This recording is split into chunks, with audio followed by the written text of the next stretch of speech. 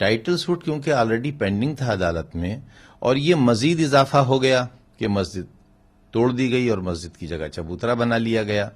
ये मुकदमा जेर बहस हुआ हाई कोर्ट में, और हमारी बात को उस वक्त भी सही नहीं समझा गया। हम हमेशा से कहते थे कि आपस में मत लड़ो, अदालत के फैसले का इंतजार करो। ये अटल जी ने भी कहा, उस वक्त की भारतीय जनता पार्टी की सरकारों ने भी कहा, और उससे बहुत पहले हमने कहा। अब हम ये कहते हैं कि मुसलमान इसे मस्जिद कहते हैं, उसका एक लंबा इतिहास है। हिंदू भाई उसे राम जन्मभूमि के आधार पर मंदिर बताते हैं। यानी या तो ये मस्जिद है या मंदिर है। लेकिन अदालत ने जो फैसला किया, उसने एक पंचायती फैसले के तहत इसे 3 हिस्सों में तकसीम किया। अब हाशिम साहब का बयान अगर आप गौर से सुने और पढ़ें और देखें तो उनके मन की पीड़ा है, वो दुख है कि आधी सदी से ज्यादा उस शख्स को इस मुकदमे के लिए लड़ते हुए गुजर गया, लेकिन न्याय नहीं मिला। अब न्याय की शिकायत हर दरवाजे पर है, और उन्होंने ये भी कहा कि सरकार हमारा वध करना चाहती है, यानी हमारा कत्लेआम करना चाहती है, हमें नुकसान पहुंचाना चाहती है, हमें बर्बाद करना चाहती है। ऐसा क्यों कहा? ऐसा इसलिए कहा कि बिहार के एक मंत्री जी ने कहा मुसलमानों से कि पाकिस्तान चले जाओ। इलेक्शन कमीशन ने उन पर कोई पाबंदी नहीं लगाई, और उन्हें इनाम मिला ये कहने का, केंद्र में उनको मंत्री बना दिया गया। साक्षी साहब जो कि खुद से महाराज भी बने हुए हैं, बाबरी मस्जिद डिमोलिशन केस में मुजरिम हैं, सीबीआई की जांच में मुजरिम हैं, और अपने ही आश्रम की एक शिष्या के बलात्कार में आज भी मुजरिम है। अभी उस मुकदमे का फैसला नहीं हुआ है, वो सांसद हो गए। हुकुम सिंह साहब मुजफ्फरनगर के दंगे के बुनियादी मुलजिम हैं में से एक हैं। हत्या, बलात्कार, लूट, आगजनी के मुकदमे उन पर हैं, वो सांसद हो गए। आदित्यनाथ जी क्या भाषा बोल रहे हैं, साक्षी जी क्या भाषा बोल रहे हैं, साध्वी जी जो असेंबली में बैठती थी तो बहुत सभ्य रहती थी, अब पार्लियामेंट गई, मिनिस्टर बनी तो क्या भाषा बोल रही हैं, हलाली और गैर हलाली का फर्क बता रही हैं, अपने संस्कार बता रही हैं। दरअसल ये कोशिश हो रही है कि किसी तरह से मुसलमानों को उकसाया जाए, उन्हें गुस्से में लाया जाए, और फिर उनके साथ वही किया जाए जो तय कर रखा गया है। तो खतरा इस बात का है, और हाशमी साहब ने उस खतरे की तरफ इशारा भी किया है कि एक बड़े मैसेकर की तैयारी नजर आती है, मुल्क की एक बड़ी बर्बादी का मंसूबा लगता है तैयार हुआ है, और वो दुख और वो पीड़ा है जो उनकी बोल रही है। तो उनकी बात का बुरा मानने की जरूरत नहीं है, जाहिर है वो काफी बुजुर्ग भी हो गए हैं, काफी बूढ़े हो गए, तो इसलिए वो कह रहे हैं कि हम नहीं पैरवी करेंगे। लेकिन उनके पैरवी नहीं करने से तकनीकी तौर पर मुकदमे पर कोई असर नहीं पड़ता, क्योंकि इसमें 5 फरीक हैं। सुन्नी सेंट्रल वक्फ बोर्ड भी फरीक है, जिसके बैकआउट करने का कोई सवाल ही पैदा नहीं होता। पर्सनल पार्टीज भी उसमें पार्टी हैं। इसके अलावा चाहे वो राम जन्मभूमि का पक्ष हो या बाबरी मस्जिद का पक्ष हो, जो भी चाहे एक दरखास्त अदालत में देकर उसमें हिस्सेदार बन सकता है। तो किसी एक के कह देने से कि हम पैरवी नहीं करेंगे, मुकदमे के या टाइटल सूट के इस कार्रवाई पर किसी किस्म का कोई फर्क नहीं पड़ता। तो ये आपको लग रहा है कि जो हासिल को बयान आया है खासकर इस समय, वो मायूसी है, वो महज मायूसी है, झुंझलाहट है, फ्रस्ट्रेशन है। ठीक उस तरह जब मैं नेताजी का जन्मदिन मना रहा था, हम गरीब लोग, कमजोर लोग, तो जाहिर है अब हमारा खून जिगर भी चाहिए तो हाजिर है।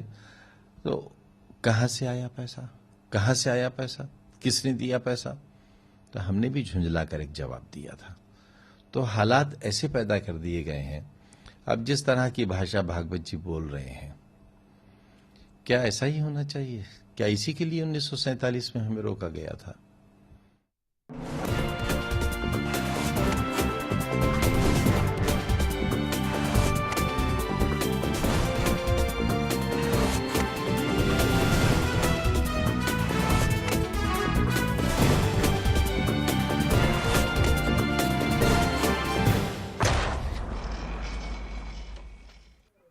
नमस्कार, स्वागत है आपका के न्यूज में। असित नाथू में आप देख रहे हैं आज का मुद्दा। ये महज संयोग ही है कि आज का मुद्दा जैसे ही हम शुरू करने बैठे और हमारा जो आज का मुद्दा है ठीक उसी मसले पर आजम खान साहब मीडिया से मुखातिब हुए। आजम खान साहब पर ही सारे आरोप हैं। हाशिम साहब ने जो भी आरोप लगाए हैं, हाशिम अंसारी ने जो उस मामले के वादी हैं, वो तमाम आरोप आजम खान साहब पर लगे हैं और आजम खान साहब सफाई देने मीडिया के सामने मुखातिब हो गए। हमने आजम खान की तमाम बातें आप तक पहुंचा दी। अयोध्या के विवादित ढांचा मामले के मुख्य वादी हाशिम अंसारी के बयान के बाद खुलासों का एक बड़ा खेल शुरू हुआ है। इस खेल ने सियासत के धर्म, गौर कीजिएगा, सियासत के धर्म और धर्म की सियासत के बीच के मवाद को सामने ला दिया है।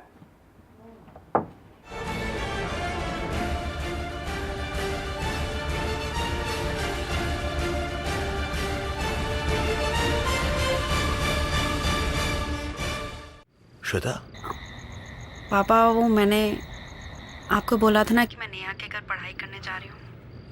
हाँ?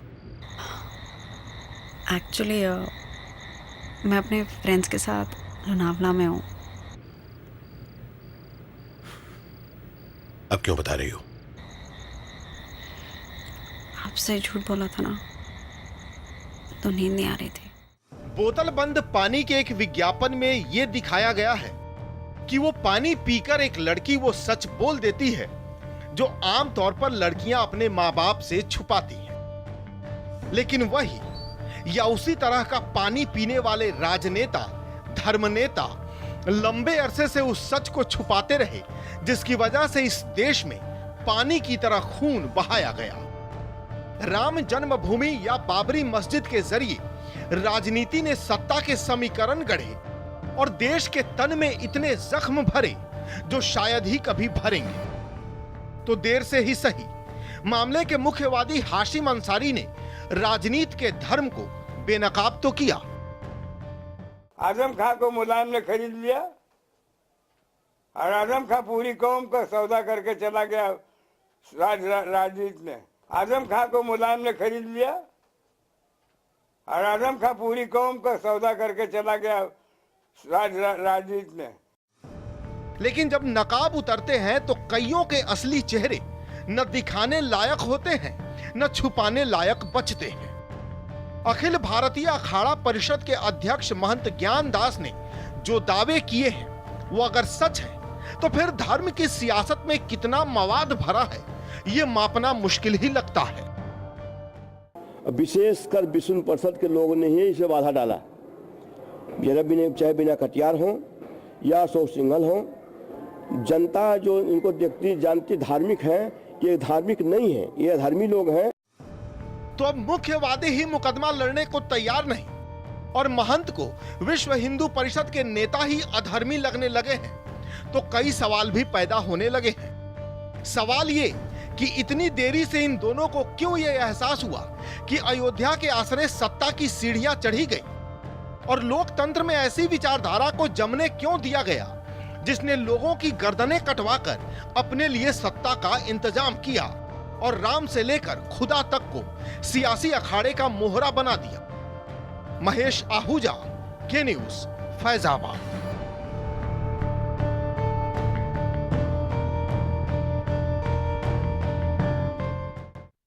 तो हाशिम साहब को आजम खान साहब इस मामले के खलनायक नजर आ रहे हैं और महंत जी को विश्व हिंदू परिषद के नेता अधर्मी लगने लगे हैं। जरा कुछ और प्रतिक्रियाएं देखिए इस मामले पर, और क्या क्या प्रतिक्रियाएं आई हैं सुनते हैं एक बार। मैं 6 दिसंबर को कोई प्रोग्राम नहीं करूंगा। मैं अपना दरवाजा बंद करके अंदर बैठूंगा, इसलिए कि लोग बाबरी मस्जिद जन्मभूमि के नाम पर कुर्सी करेंसी का फायदा उठाते चले आए। मैं आजादी के बाद जब से मूर्ति रखी गई अब से देख रहा हूं कि जन्मभूमि बाबरी मस्जिद दोनों, वो चाहे हिंदू हो या मुसलमान, अपनी अपनी रोटियां सेक रहे हैं और मसला ज्यों का त्यों पड़ा हुआ है। हमारे यहाँ कमेटी बनी थी, एक्शन कमेटी बाबरी मस्जिद, जिसका कन्वीनर था आजम खां। आजम खां को मुलायम ने खरीद लिया और आजम खां पूरी कौम का सौदा करके चला गया राजनीति में।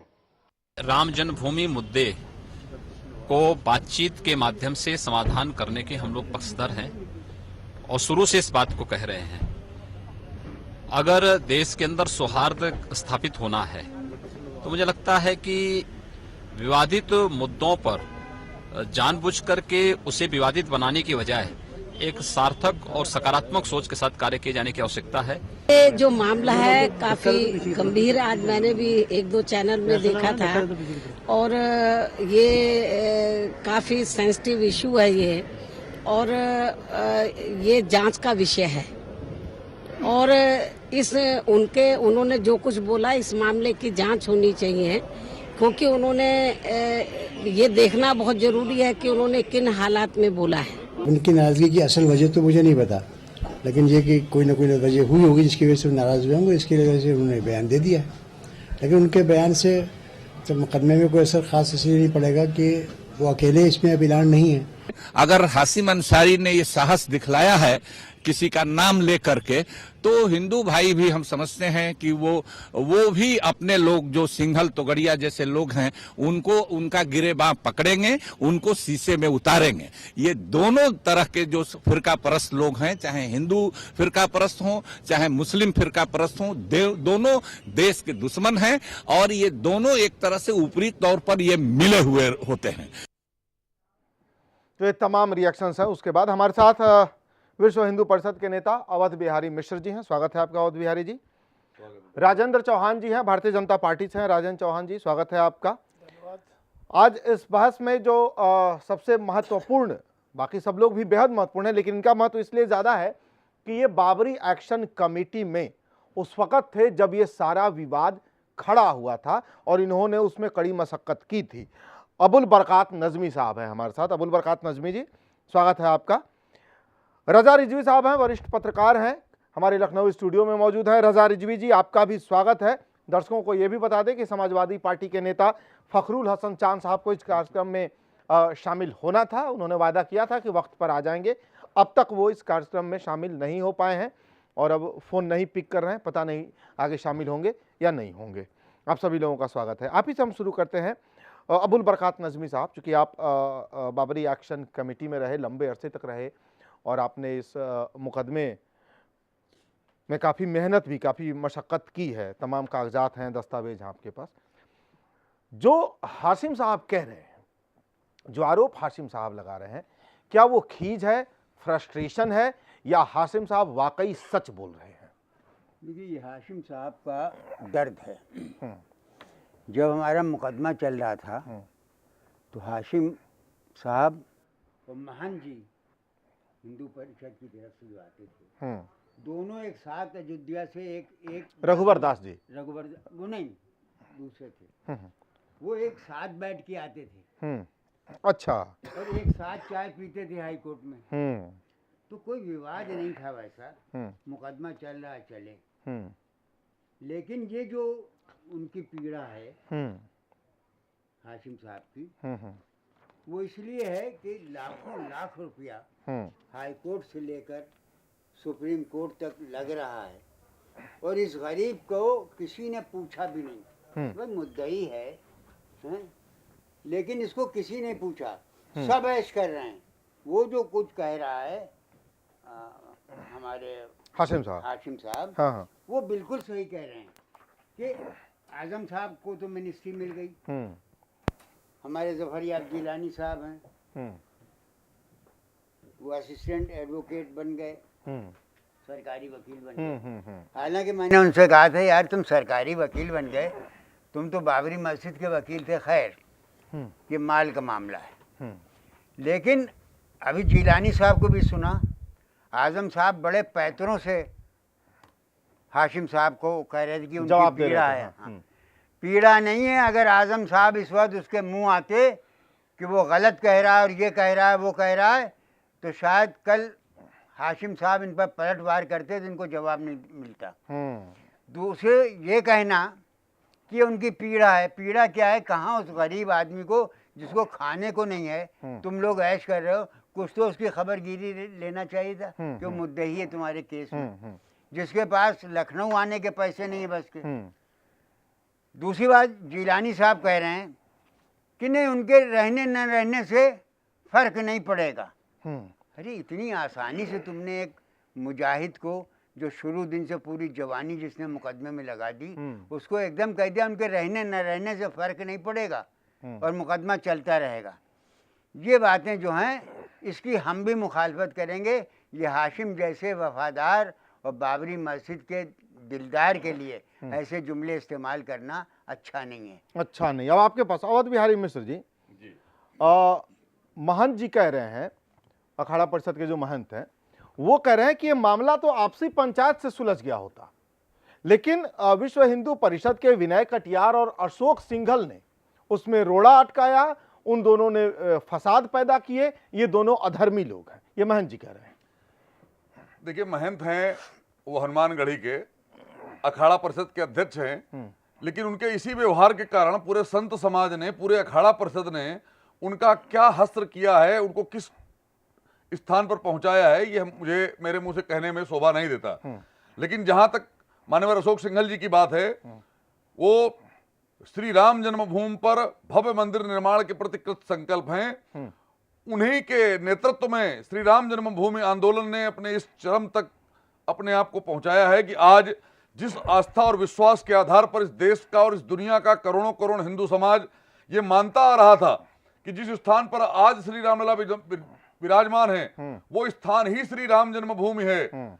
और उनके उस आस्था और विश्वास को 30 सितंबर 2010 के हाईकोर्ट उत्तर प्रदेश के निर्णय के आधार पर यह सिद्ध कर दिया गया है कि वो स्थान ही श्री राम जन्मभूमि है। और हम आज भी इस बात के लिए कृत संकल्प हैं कि आने वाले समय में जिस ढांचे के, जिस स्वरूप के मंदिर के निर्माण की कल्पना हमने की है, उसके अनुरूप भव्य दिव्य मंदिर श्री राम जन्मभूमि पर विद्यमान होगा। नजमी साहब, आप उस वक्त थे जब ये सारा मामला चल रहा था अदालत में, जब सारा मामला पहुंचा, मुझे लगता है कि ड्राफ्टिंग में आपकी अहम भूमिका थी इसमें। ये देखो, ये जो नहीं हम ये सवाल पूछ रहे हैं, ये जो महंत जी आरोप लगा रहे हैं, महंत जी जो कह रहे हैं कि ये तो आपसी पंचायत से इसका फैसला हो सकता था, बिल्कुल हो सकता है। विनय कटियार जी और अशोक सिंघल जी ने रोड़ा अटकाया और सारा फसाद पैदा किया, ये अधर्मी हैं। इनके जो आरोप हैं, क्या आप उस वक्त की कुछ तारीखों को याद कर पा रहे हैं? कुछ याद है? वाकई ऐसी कोई तस्वीर थी? बाबरी मस्जिद एक्शन कमेटी और विश्व हिंदू परिषद की बातचीत कराई गई सरकारी तौर पर जी। अशोक सिंघल जी भी थे, विनय कटियार भी थे और सारे लोग थे, इनके सारे वरिष्ठ लोग थे। हमारी बातचीत चल रही थी और धीरे धीरे हम बातचीत चला रहे थे, कहीं ये उठ के भाग ना जाएं। सारे दस्तावेज, अभिलेख समिति का चेयरमैन भी था उस बातचीत का, जो विश्व हिंदू परिषद हमको पेपर देता था और जो बाबरी मस्जिद एक्शन कमेटी, दोनों हमको देते थे, हम इनसे सबको बांटते थे, ये आए इस पर आप बात कीजिए। लेकिन साहब बातचीत चलती रही। एक दिन पता चला कि धर्म संसद में बात तय हो गई इलाहाबाद में कि हम लोग बातचीत नहीं करेंगे और अयोध्या मार्च करेंगे। अरे हमने कहा भाई, उस वक्त का भी बयान है कि अगर साहब सारे भैया हम बात सुन लो हमारी, सुना दीजिए। उस वक्त हमने ये कहा था कि सिर्फ विश्व हिंदू परिषद ही बाबरी मस्जिद और इसका नहीं है, सरकार किसी और को भी लाए, सिर्फ हिंदुओं के ठेकेदार ये नहीं है विश्व हिंदू परिषद। हम बैठे रहेंगे इसी जगह पर बातचीत करने के लिए, अब कोई दूसरा पक्ष आए। लेकिन नहीं, इनका फार्मूला चल चुका था, इनके दिमाग में था कि रथ निकालेंगे, ये करेंगे वो करेंगे और वहाँ जाके बाबरी मस्जिद गिरा देंगे। तो ये हमारी बातचीत से भागे, हम तो वहीं बैठे रहे। प्रमाण ये है कि आप बार बार, चाहे विश्वनाथ प्रताप सिंह के समय में वार्ता हुई हो, चाहे चंद्रशेखर जी के प्रधानमंत्री काल में वार्ता हुई हो, बार बार बाबरी मस्जिद एक्शन कमेटी के लोग वार्ता को बीच में छोड़कर भाग गए। कोई दस्तावेज वो प्रस्तुत नहीं कर सके, दस्तावेजों के प्रमाण वो दे नहीं सके। सर हमारे साथ अभी आचार्य सत्येंद्र दास जी जुड़ गए हैं। ये वरिष्ठ पुजारी हैं, फिलहाल मौजूदा वक्त में राम जन्मभूमि के वरिष्ठ पुजारी हैं अयोध्या में। आचार्य सत्येंद्र दास जी, स्वागत है आपका के न्यूज में। सर, जो इन्होंने कहा है, हाशिम अंसारी साहब ने कहा है, आपको खबर लग गई होगी, उन्होंने, हाशिम अंसारी साहब ने कहा है कि जो विवादित ढांचा है उसको लेकर लोगों ने अपनी अपनी राजनीति चमकाई, चाहे वो इस धर्म के हों या उस धर्म के हों, ये सब फिरका परस्त लोग हैं, सबने अपनी अपनी राजनीति चमकाई, सबने सत्ता भोगा, किसी ने न राम का ख्याल रखा न खुदा का ख्याल रखा। सर आप। जी हाँ, आज रामलला जिस स्थिति में है, जिस टाट पट्टी में पड़े हुए हैं, और यह राजनीति के कारण ही है जी। और जिसका दर्द केवल हिंदू को नहीं मुसलमान को भी है जी। जैसा हाशिम अंसारी कह रहे हैं कि यह रामलला जो टाट पट्टी में पड़े हैं इसको हम नहीं देख सकते। तो जो भी घटनाएं यहाँ हुई हैं वो अपनी अपनी रोटी सेकने के लिए हुई, अपनी राजनीतिक प्रचार प्रसार के लिए किया गया। वास्तव में राम के पक्ष में तथा कथित राम भक्त कोई नहीं था। आज जिस अवस्था में हम वहाँ पूजा कर रहे हैं, जिस परिस्थिति में हमारे रामलला विराजमान है, वो बहुत ही दुखी है और दुख का स्वरूप है, क्योंकि राजा राम अवध राजधानी वो रामलला आज टाट पट्टी में है, तिरपाल में पड़े हुए हैं। उनकी जो समुचित जिस प्रकार से उनके कार्यक्रम पूजा अर्चना होना चाहिए उसमें तमाम बाधाएं आ रही हैं। इसलिए राजनीति के रोटी सेकने वालों ने ही तथाकथित भक्तों ने आज रामलला को जिस रूप में बना दिया है वो बहुत ही दुखी है। और इस दुख को हमारे अंसारी साहब ने भी स्वीकार कर रहे हैं कि हमारा राम किस परिस्थिति में है, इसको रामलला की इस परिस्थिति से हटाया जाए और वहाँ एक प्रकार से मंदिर का निर्माण किया जाए, ऐसा भाव हमारे अंसारी जी का है। आचार्य जी, किन लोगों ने राजनीति की, किन लोगों पर आप ये आरोप लगा रहे हैं, आपको किन लोगों पर शक है कि कथित भक्त इन लोगों ने राजनीति की? कौन कौन से लोग हैं वो? ये तो स्पष्ट है कि विश्व हिंदू परिषद ने राम के नाम से आंदोलन शुरू किया 84 में जी। और उसने कहा कि हम राम मंदिर में एकत्रित करने के लिए जनता को गुमराह किया और संतों को भी गुमराह किया। और जब संत और जनता एक प्रकार से इनके साथ जुड़ी तो राजनीति में लाए, भाजपा के प्रचारक बन गए और भाजपा ये सत्ता में आई। और ये सारी बातें सभी लोग जान रहे हैं और उन्हीं लोगों ने कार सेवा शुरू किया और रामलला जो एक मंदिर में थे, एक भवन में थे, सभी प्रकार से सुरक्षित थे, आज उनको गिराने के बाद में टाट पट्टी में कर दिया। ये देन है विश्व हिंदू परिषद की। जी, बहुत बहुत शुक्रिया आपका आचार्य सत्येंद्र दास जी, बहुत बहुत शुक्रिया। बहुत ही साफ गोई के साथ आचार्य जी ने अपनी बातें रखी। अब हम आएंगे अवध बिहारी मिश्र जी। आपने महंत जी को कहा कि उनके इसी आचरण के कारण भाई संत समाज ने उन्हें किनारे लगा दिया, लेकिन अब तो जो वहां के मुख्य पुजारी हैं, वरिष्ठ पुजारी हैं आचार्य सत्येंद्र दास जी, वो खुद कह रहे हैं कि विश्व हिंदू परिषद ने जनता को गुमराह किया, संतों को गुमराह किया। वो आरोप अब लगा रहे हैं। अब क्या कहेंगे आप? देखिए, पुजारी जी का जो कथन है वो उनको लगता है कि अगर यहाँ पर भव्य मंदिर का निर्माण हो जाएगा तो हो सकता है कि उनकी जो रोटी रोजी वहां से चल रही है उसमें कोई व्यवधान पड़ जाए। राम जन्मभूमि वो मैं हूँ, विश्व हिंदू परिषद के अन्य लोग हों, इस देश के अन्य हिंदू समाज के लोग हों या पुजारी जी हों, ये हमारी आस्था का विषय है। भगवान राम इस देश के मर्यादा पुरुषोत्तम, आदर्श और धर्म के साक्षात विग्रहवान स्वरूप हैं। उनके जन्म स्थान पर भव्य दिव्य मंदिर का निर्माण करना, उनका निर्माण होना, ये हमारा संकल्प है और उस संकल्प की पूर्ति के मार्ग में सने सने हम आगे बढ़ रहे हैं। और जैसे जैसे आपका संकल्प है, इसमें किसी को डाउट नहीं है, लेकिन आपके इस संकल्प पर अगर किसी को डाउट है तो वो लोग हैं जो सीधे उस जन्मभूमि से जुड़े हुए हैं। जो वहां के मुख्य पुजारी हैं वो कह रहे हैं कि आपने धोखा दिया, जो महंत हैं वो कह रहे हैं आपने धोखा दिया। सवाल ये है सर, आप अपनी लकीर पीट रहे हैं, वो आपकी पोल खोल रहे हैं। नहीं, मसला है सर, एक ब्रेक का वक्त है, एक छोटा सा हम ब्रेक ले रहे हैं। ब्रेक के बाद हम आएंगे, राजेंद्र चौहान जी हैं भारतीय जनता पार्टी के नेता, इनके पास, और हम रजा रिजवी साहब के पास चलेंगे जो हमारे लखनऊ स्टूडियो में मौजूद हैं कि अब राजनीति किस तरह की होने लगी। चूंकि अब पोल पट्टी खुल रही है, दोनों पक्षों की पोल पट्टी खुल रही है, तो अब राजनीति इसमें कैसे अपना जगह तलाशेगी। ब्रेक के बाद।